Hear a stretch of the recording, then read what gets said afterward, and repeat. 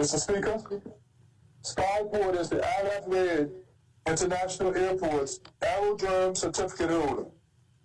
A certificate is issued by the Bermuda Civil Aviation Authority to Skyport. The Airport Rescue Firefighting Services is a retained government service as part of the Airport Project Agreement between Skyport and the Bermuda Airport Authority. The Bermuda Airport Authority are responsible for managing the retained government service and have transferred responsibility for the delivery of the Airport Rescue Firefighting Services to the Bermuda Fire Rescue Service by way of a Memorandum of Understanding in 2007 with an amendment in 2017. There is no fee paid by Skyport to the Bermuda Airport Authority or the Bermuda Fire and Rescue Service for this service. Mr. Speaker, since 1995, the accepted minimum duty strength at the airport has required 3 crews of 5 firefighters, which has enabled the airport to provide a response category rating of 9. A rating of 9 is required for large commercial jets, including British Airways, Boeing 777 aircraft service to Bermuda. Mr. Speaker, a February 2022 Skyport audit of the Airport Operations Division increased the required firefighter minimum duty strength from 5 per crew to 14 per crew in order to maintain a Category 9 response rating for the airport. Mr. Speaker, the Bermuda Airport Authority have retained a UK Civil Aviation Authority rescue firefighting expert to review the revised requirements and minimum duty strength.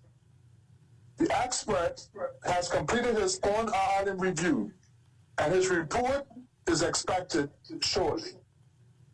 This will form the basis of further discussions on the minimum duty strength requirements at the airport with Skyport and the Bermuda Civil Aviation Authority. Mr. Speaker, in the interim, meetings with the stakeholders, including airlines, have resulted in agreement for an interim variable Category 5 to Category 7 response for the airport, with British Airways continuing to provide service with the Category 7 rating. In order to meet the Category 7 rating, the Bermuda Fire Rescue Service have to provide 8 certified airport rescue firefighters per crew, as well as have a firefighting vehicle positioned adjacent to the runway for each arrival and departure. To meet this requirement, existing firefighters have been required to work significant extra shifts and overtime hours. This, Mr. Speaker, is unsustainable. Mr. Speaker, not all of Bermuda's firefighters are certified aircraft rescue firefighters. In order for the Bermuda Fire Rescue Service to meet the staffing requirements at the airport in the short term, we have had to source overseas firefighters that are certified aircraft rescue firefighters to bolster our numbers. To that end, we have sourced 10 suitably qualified firefighters to come to Bermuda in July, initially for 3 months to give our local airport firefighters the relief they need. Mr. Speaker, I can also advise that we have begun a local recruitment campaign for an initial batch of 11 firefighters to further bolster the ranks of the service. To be certified aircraft rescue firefighters, the firefighter recruits require specialist overseas training, and this with their other local training can take over 3 months. Mr. Speaker, the 10 overseas firefighters are a temporary measure to ensure that the airport continues to operate as normal.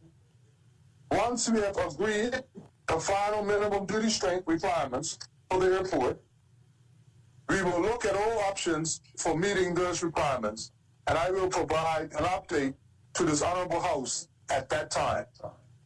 Mr. Speaker, in closing, I would like to thank the women and men of the Bermuda Fire Rescue Service for their service, and in particular, to those who have stepped up at the airport to meet this challenge. I would also like to thank the executive of the Fire Service Association for their support in this matter. Thank you, Mr. Speaker.